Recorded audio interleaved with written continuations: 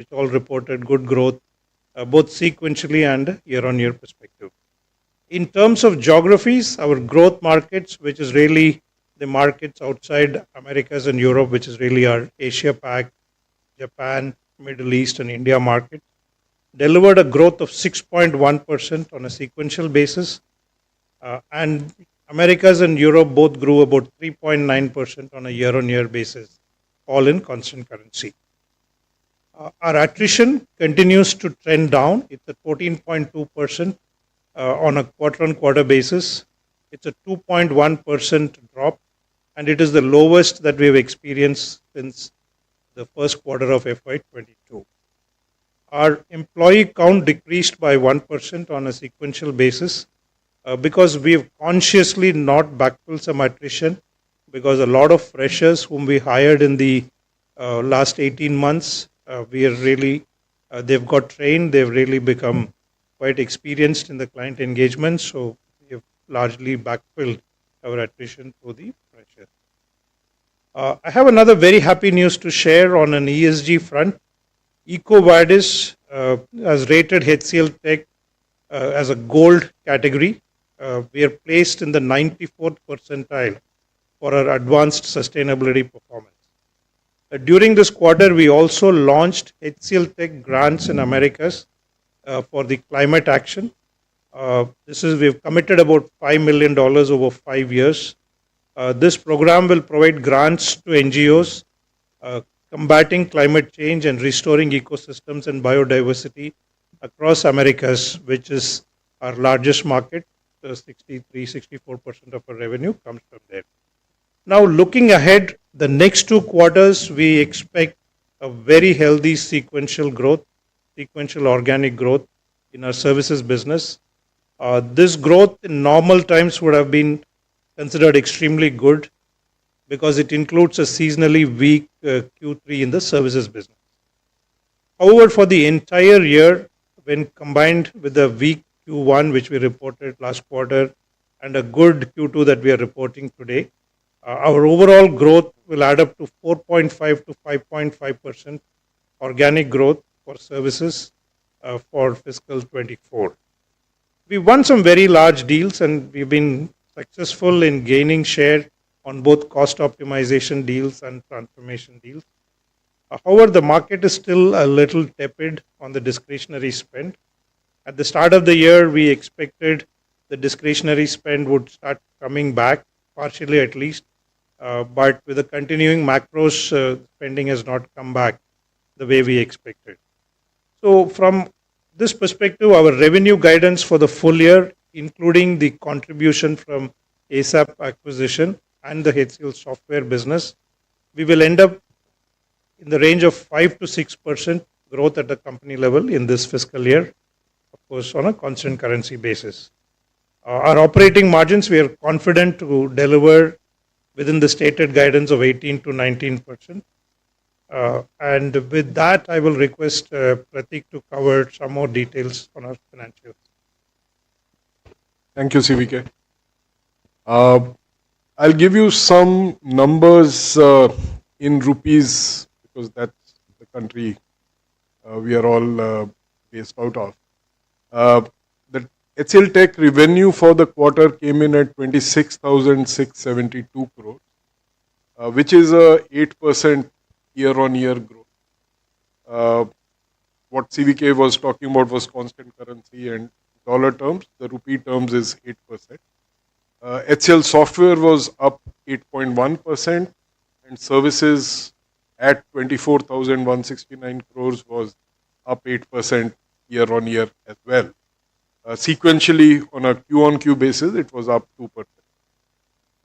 Within that, IT and business services grew at 9.5% year-on-year, and ERS grew at 1.7% year-on-year.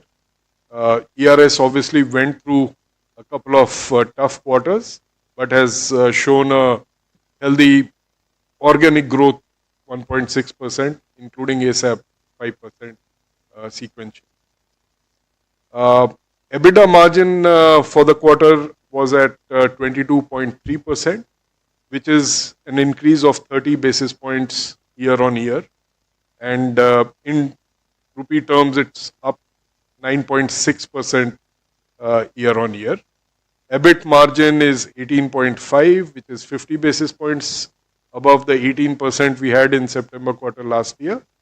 And in rupee terms, it's 11.5% growth.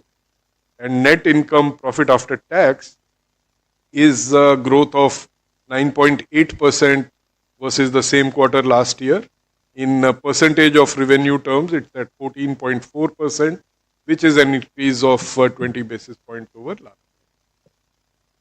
Our return on invested capital, ROIC, has improved quite notably due to our continuous focus on profitability and very proactively managing the capital efficiency. So the last 12 months ROIC stands at 32.2% for the company, which is up 350 basis points, 3.5 percentage points on a year-on-year basis. And within that, services is at ROIC of 39.4%, almost touching 40% now, and software at 16.2%. This was a quarter of exceptionally good cash generation, and on a LTM basis also it continues to demonstrate very healthy cash conversion. Operating cash flow came in at 10,800 crores and free cash flow at 10,231 crores for H1, being 147% of profit after tax and 139% of profit after tax, respectively.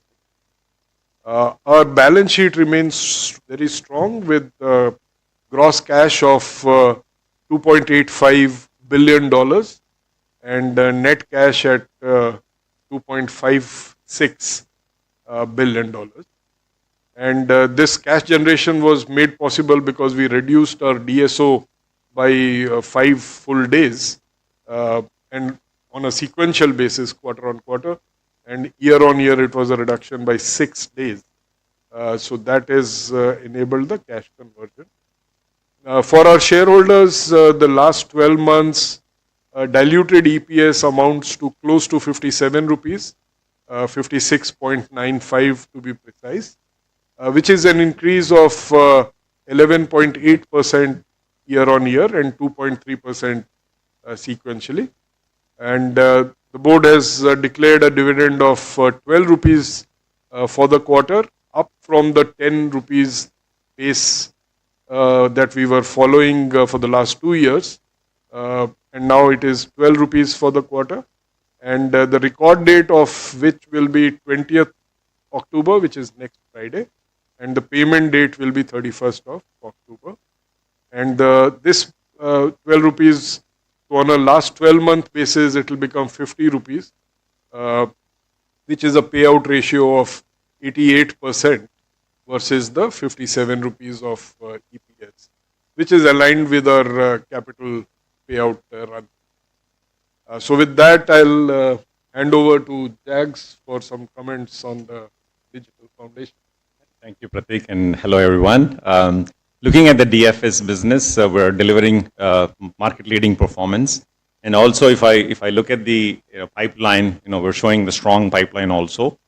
While customers are looking for cost optimization, they want to achieve this cost optimization through tech transformation as well as they're relooking at this IT strategy, how we want to achieve. If I look at double-click a little bit of the DFS business, we're seeing growth in cloud and networks and next generation networks and also cybersecurity. If I see the cloud, now customers are relooking at this cloud adoption and migration strategy primarily from purpose-based cloud or more pragmatic approach. Our cloud smart portfolio will help them to achieve that particular purpose. Whereas if I take the network, next generation network services, there are 2 trends we're seeing. One is the enterprise, enterprises want to transform their network, primarily looking at on the back of the edge development and hybrid development. And on the another track, telecom providers, they wanted to basically partner with providers like us and then deliver the best value for their end customers. And you have seen the example of Verizon in the last, what we have announced. And if I take the cybersecurity as a service line, based on what is happening around the globe, there is enterprises definitely assigning a lot more budgets allocation for security, and we are seeing quite a good headroom in that particular area. As far as the cost is concerned, we're delivering already excellent world-class services powered by automation as well as our dry platform, and infused by the generative AI. And we definitely see that it is a good from a cost structure perspective, as well as the quality of services and experience from a customer point of view. So overall, net, when I see this is a good traction to grow the services revenues. On that note, I'm going to hand over to Ram. Thank you, Jack. Good evening, everybody. I'll just add a couple of more details to what CVK has already called out. The people strength for this quarter closing is a 1% drop. It's 221,139. We did add 3,630 freshers. We broadly will be in line with our quarterly plan for the year. We closed the year with about 10,000 freshers addition for this year. Attrition, again at 14.2%, it's one of the best years, about 2.1% lower than last quarter. More importantly, if we look at the attrition now, it's pretty much pre-COVID levels. So we can say that we have been through the journey of spike in attrition and are now down to the pre-COVID levels. So that's one of the highlights. Last quarter, we took a decision to defer the pay reviews by 1 quarter. So we will be going ahead with pay revisions this quarter effective October. So the decision that we took last time that our mid-managers and senior managers will not have a pay review this year, they will defer the cycle. That decision to skip the cycle for the mid and senior management remains. But for 90% of our employees, we will go ahead with the pay revision effective this month. So that's going to be part of this quarter's exercise. I'll just pause there. If there are any questions on any of the people-related stuff, we can take that up in the Q&A session. Sir मेरा नाम अनुवेश रात है, मैं जी business से हूँ. Sir पिछले quarter को अगर देखा जाए और इस क्वार्टर को भी देखा जाए तो आपका जो नेट एडिशन है नए लोगों को रिक्रूट करने का वो दोनों बार कम रहा है. आगे चलते हुए इस पूरे साल में आप कितना रिक्रूट करने चाहेंगे और ये जो कम हुआ है उसका रीज़न क्या था? दूसरा सवाल ये है कि आपका जो मैन्युफैक्चरिंग सेगमेंट है उसमें जो ग्रोथ है वो थोड़ा कम दिखता है, तो उसको आगे चलते हुए आप किस तरीके से सुधारने की प्रक्रिया में हैं? Do you want me to take the headcount question? Yeah. Okay. I'm going to respond in English. I can speak Hindi, but maybe not as fluent, so I'll respond in English. It's true that the AMJ quarter and JAS quarter, there's been a 1% drop in headcount. So there are two ways to look at what's happening, right? One, last year, we added about 27,000 freshers. That's one of the highest fresher intake that we have had in the previous 4 years. So we made a lot of investment in getting freshers added to the organization, and there's a lead time by when the freshers turn productive and billing starts. So that's one reason. The other reason that CVK called out is there's also a lot of focus on efficiency improvement within the organization. So those are two reasons why you see the headcount drop the way it is.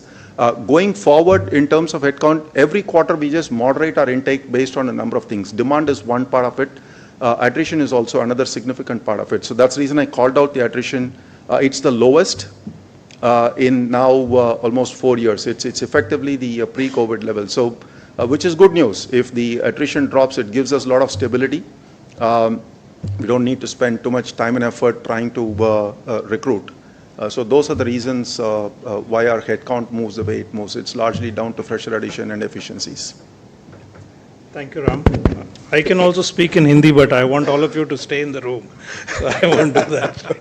So manufacturing vertical declined primarily because in some of the projects, we have certain assets or materials like computers and equipments which are part of the projects, and If you see that component of the revenue has decreased, if you see our detailed P&L, it has decreased by about 25 million. And some of that is in the manufacturing segment. But if you look at the pure services, it continues to remain a healthy vertical for us.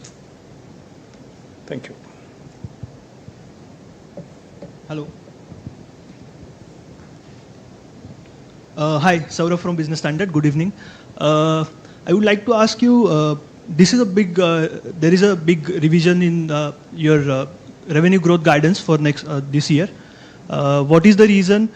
Do you see pipeline conversion not happening at the speed you were expecting last quarter? And the other question is, if you minus the Verizon deal that you won, what is the scenario in telecom and tech vertical? Are you seeing the recovery that you were expecting? Yeah. So if you see this quarter, as I announced, the telecom, media and entertainment segment has grown sequentially 6.2%, which is a very, very strong growth. We have no contribution from the strategic partnership that we have announced in Verizon, which is going to come from 1st of November as we had announced. So our telecom business is going to grow really very, very strongly in this year. So we think that's really a extraordinary performance on the telecom segment. And your first question was on the overall guidance. If you really look at our performance in Q1, our revenue had declined. Q2 is 1% growth. Now, for the guidance that we have given, we need to still grow quite strongly in H2, including a very strong sequential growth in Q3, and on top of it, another good sequential growth in Q4. So really, the rest of the year is going to be very strong. And the reason for revising the guidance was first half has been much lesser than what we expected. So we have to build on top of it. And that is the reason we've guided. And given the guidance of 4 to 5% organic growth and 4.5 to 5.5% services growth, we will be delivering one of the highest growth in the industry, even in this uncertain macro environments. Yeah, maybe I can just add. So, simple answer is it's really mathematics. Half the year is already over. Nobody can change that. At the revised guidance that we are giving, mathematics simple says 3 to 4% CQGR. So 3 to 4% in the next quarter and 3 to 4% in the next quarter. That is what will get us to the guidance. And that is what CVK mentioned in his opening comments is a very attractive growth in any normal time also, and certainly in these times. Yeah. Hi, sir. My name is Danish Anand. I'm from CNBC TV 18. Sir, as far as your deal wins are concerned, when do you really feel that they will contribute to the growth? And what is your overall outlook on the second half? Yeah. So basically, it's the same response. Second half is we expect it to be very strong. As we mentioned, the strategic partnership with Verizon, which is one of the largest deals that we signed, the revenue will start flowing from 1st of November. And even in addition to Verizon, we are going to see a good growth in Q3 and Q4. Even though Q3 is a seasonally weak quarter, some of the ramp-ups that we have done will help us achieve pretty strong growth. As Prateek said, 3 to 4% is the number that we are looking at in Q3 and Q4. So I think our second half is going to be very strong.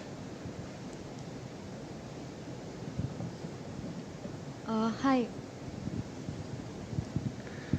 We can hear you, but if you could be louder. Hi, Annapurna here from ET. Could you talk a bit about what has the client demand sentiment been like? Do you think they'll continue to spend on large deals like we've seen? And about your campus placement plans, Infosys is not going for them, so what is your approach going to be? And if you could, I think you mentioned the numbers of the freshers onboarded. Could you please repeat the numbers on the onboarded freshers, and what is the number of freshers onboarded this fiscal so far? Yeah. I'll answer the business question, and Ram can follow it up with the responses on the people front. I mean, client spend is really focused on what we call as zero cost transformation, which means they want us to take over a certain scope, make it much more efficient, and whatever savings that they get from that, they want to reinvest in transformation. Right? That is a broad theme. Even though a lot of deals, industry is talking about cost optimization deals, it is not just a pure play cost optimization. It is really you bring in a certain level of transformation which really takes out cost. That is the kind of spend pattern that we are looking at. And Ram can answer the rest of the questions. Sure. Hi. Freshers, this fiscal we have added about 5,200. Last quarter we reported about 1,600. This quarter about 3,630. Usually the JAS quarter has a higher intake. We'll close the year at about 10,000, right? So whatever we did in H1, we'll do equivalent numbers in H2. So it'll be about 10,000. In terms of campus programs and visit to campus, we continue the program. There's no change in plan. As we speak, my colleagues are all active visiting campuses. So that program continues. There's no change to that program. I hope I'm audible. If I'm not audible, somebody needs to. Yeah. Sorry. Hi, what is the impact of the war in West Asia right now, and how many people do you have at the moment in Israel? It's a very small number, 100 plus people maybe. There's no business impact at this point. Yeah, if there are no more questions, we'll move to yeah. Are you seeing any pricing pressure due to the macroeconomic conditions? That's a very generic question, but I think it all depends on very situational. It's very situational. I would say, I mean, with whatever we have seen, pricing has been stable.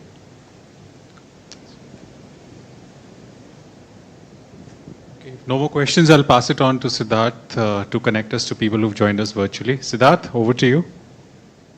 Thank you, Ashutosh. Ladies and gentlemen, in case you are on the computer system and want to ask a question, please click on the raise hand icon and we will unmute your line. The first question for today we have from Setu Raman from Reuters. Setu, please go ahead. Gentlemen, just wanted to check. So the deal flow has been like pretty strong, but on the other hand, like I understand that you mentioned that the first half was softer than expected, but the guidance cut is also like pretty strong, right? Like so from 6 to 8%, 4 to 5%. So I just want to know, is this basically reflecting the uncertain situation that is going on for all your peers? That is my first question. And like, at what point do you expect to see double-digit revenue growth?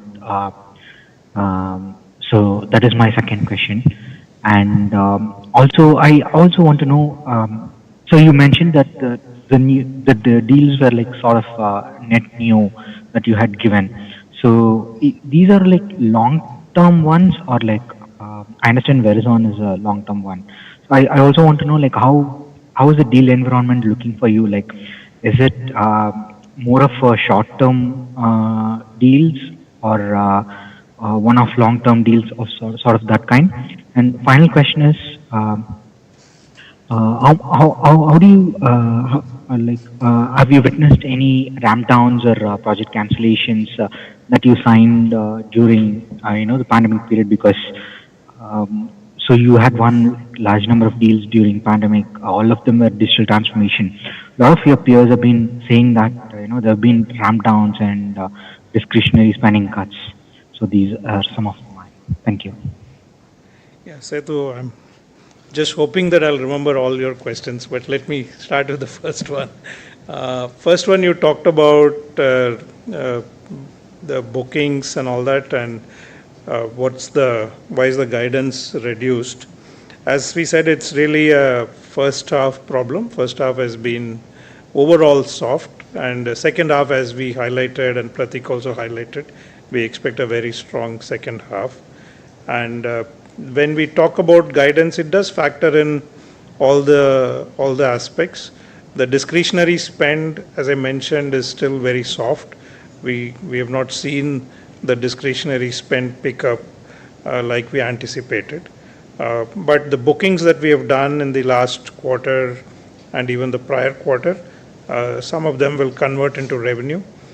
And that followed by the large deal execution, we will deliver a solid growth in Q3 and Q4.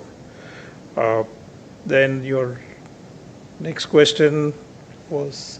When is the double digit? Yeah, double digit growth is right now we are very focused on financial year 24, for which we have given a total guidance of 5 to 6%.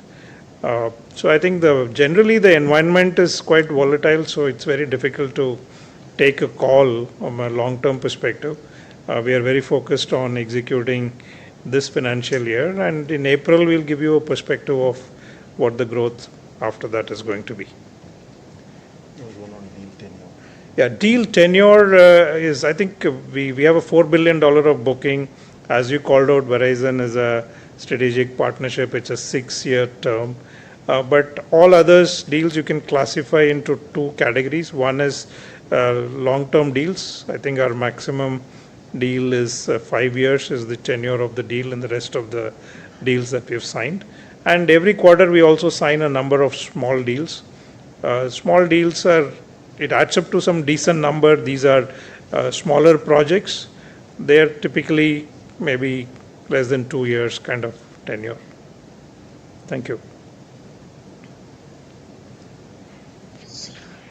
Thank you. Our next question is from the line of Anisha from ET Now. Anisha, please go ahead.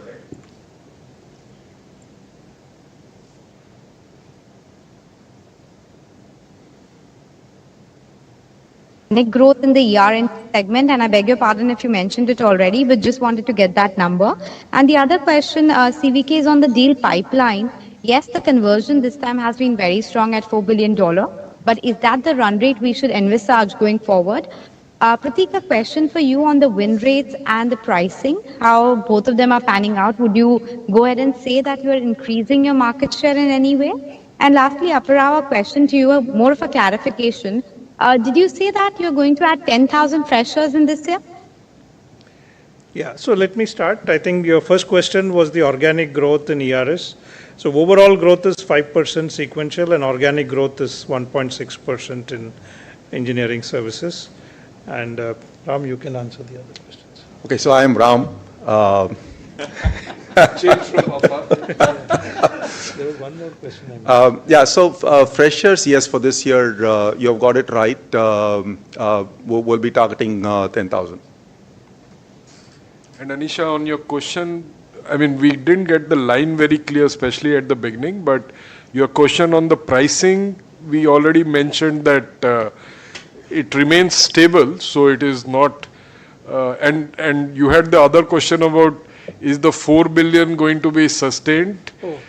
We would love it to be, but we are certainly not guiding.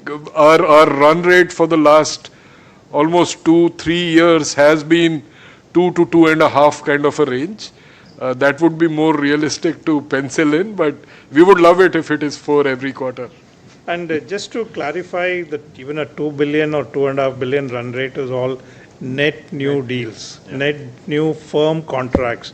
It is not any rate card or any kind of framework kind of contract. These are firm contracts that we have. Good. Even for the renewals that we have, we take only the incremental TCV to give you this number. Okay, thank you, gentlemen. And let me apologize, Ram. It's just the muscle memory to call out Aparav's name. Yeah, that's fine. Appreciate That's okay. That's okay. And That's just fine. one question, since you talked about the renewal rate as well, Prateek. How have the renewals been? I mean, of course, the win rate for the fresh new deal win is strong at 4 billion. What about renewals? Actually, renewals has been very strong this quarter. We don't call out the renewal TCV, but pretty much all the deals that have come up for renewal where signatures have happened, we've concluded in our favor.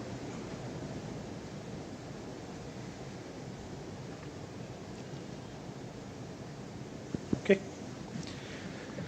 There are more? Okay. Hello, am I audible? Yeah, the next question is from Prasun from PTI. Prasun, please go ahead. Hi, my question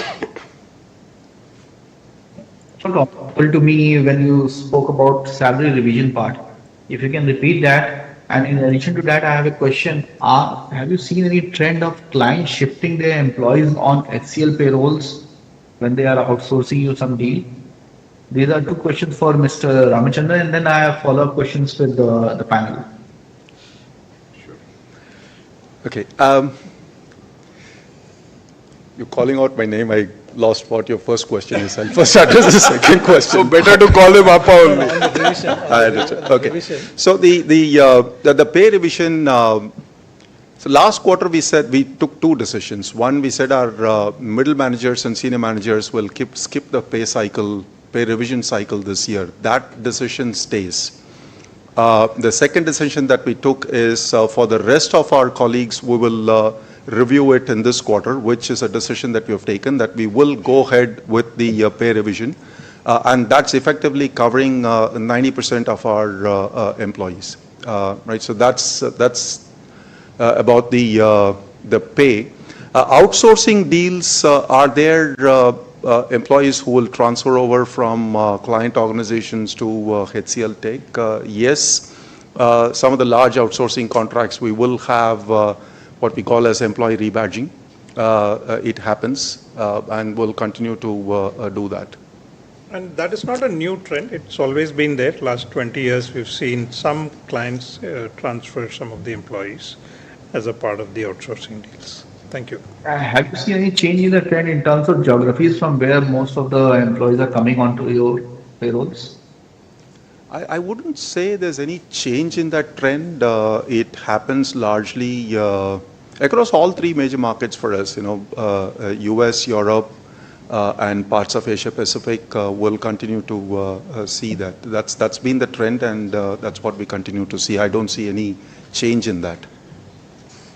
I'm not sure where your questions are coming from, but just to keep in mind that it is important for the continuity of the quality of the project and the work. It is good that employees that were doing the work earlier get transferred to us. And of course, we will make it better and transform, and all the digital transformation that Jag spoke about is what we are best known for. Thank you. The next question is from the line of Shavik Das from Mint. Shavik, please go ahead. Hi, gentlemen. Just wanted to understand the overall generative AI landscape. Is that translating to business, and is that translating to quantifiable revenue for HCL? And also, when it comes to fresher hiring, are you seeing enough onboarding of projects to warrant new hires, or would you also look at utilizing your bench? Yes, on generative AI, there is quite a strong traction. Pretty much in every client conversation, we discuss about how generative AI can help the current execution, as well as a lot of new ideas on how it can help our clients improve the quality of service, reduce their cost, efficiency, all of that. So today we have over 100 opportunities that we are working on, but most of them are proof of concepts. They are sub $500,000, sub-$1 million type of opportunities. And this quarter we've called out two things. For one of the very large software majors, we've been selected as a partner to leverage generative AI in their product testing and sustenance efforts. We're trying to deploy generative AI through a private language model to improve the resolution rates and speed, efficiency, all of that. We are also, we signed with the bank to use generative AI to improve their risk and compliance efforts, which is a very, very big effort in a lot of financial services firms. So we are already seeing deals getting signed, but it is as expected in any new technology, it always starts with a proof of concept and then it will scale over a period of time. But we continue to see tremendous traction on this front in the market. We have one last question from Devangana from Moneycontrol. Devangana, please go ahead. Hello, gentlemen. I just have one question. So your operating margins have improved a lot this quarter. So just wanted to get an understanding, is this the level that you're expecting to continue in the upcoming quarters as well? And also, what levers do you have in place to drive that kind of an improvement? Yeah. So, Devangana, our guidance for the year stays at the same 18 to 19%. So, that's the number for the year. So, we were lower in the first quarter, we've made it up in the second, and we'll sort of stay at these kind of levels is what we expect to be in the 18 to 19 range that we already talked about. No more questions online. Over to you, Ashutosh. Just one last one is one for Ram and probably one for you, CVK. What is the variable payout for the quarter?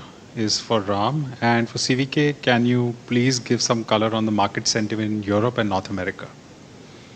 So I think quarterly variable pay, I think we first need to put some context to it. In terms of the overall compensation package, the quarterly variable pay is 3% of the annual compensation of the individual. It's not a big portion. Right, so this quarter will continue with our quarterly variable pay. So all our colleagues will get their quarterly variable pay this quarter.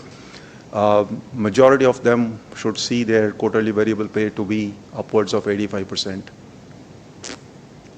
Yeah, in terms of market sentiment, of course, it's generally reflected in two metrics. One is the booking and the second one is pipeline. So bookings, as you saw, it's been an all-time high. And if you look at the pipeline last quarter, if you recall, I said our pipeline is really at the highest levels. It's come down a little bit because this quarter we had some good bookings, but it is still very close to the peak kind of pipelines.